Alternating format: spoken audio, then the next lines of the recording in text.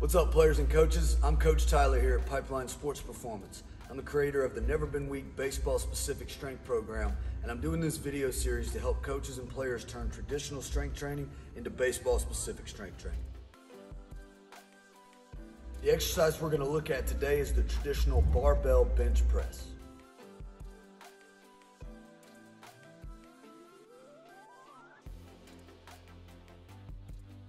So the question is the barbell bench press a good exercise for baseball players? The answer is yes, but before you incorporate this exercise into your strength program, there are several clarifications that need to be made. The first thing that we need to talk about is joint positioning. During the lift, you want to make sure that your elbows are not wider than your hands and also not even with your shoulders. You also want to avoid gripping the bar too narrow, causing the elbows to be close to the rib cage at the bottom of the lift. This will help prevent the overtraining of the internal rotators in the shoulder. Proper bench press requires you to grab the bar slightly wider than shoulder width. When you lower the bar, your elbow will be directly underneath the wrist and also at about a 45-degree angle. So once you have your form down, the second thing we need to clarify about the bench press exercise is how much weight to use and how many sets and reps.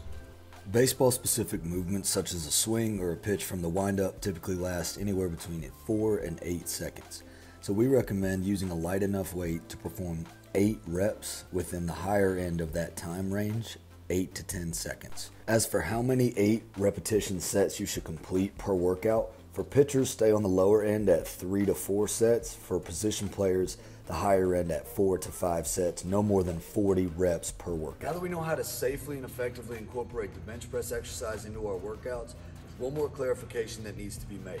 Now this clarification is super important for baseball players or any athlete that's involved in an overhead throwing sport. When we do bench press, we essentially develop the front side of the torso. Those are the muscles that are responsible for accelerating the ball forward as we throw. Now if the back side of our torso, the upper back and the shoulders, aren't strong enough to decelerate that arm, we put our shoulders at a very high risk of injury position. So to develop the backside, we add a pull variation into our bench press work. Now when we think of traditional pull exercises, the things that come to mind are like the pull-up, the bent over row, and maybe even the single arm row. And all those are good for developing that base level of strength. But in the Never Been Weak baseball strength performance program, what we've done is incorporated instability to our exercises so that the actual strength that we gain translates to the field.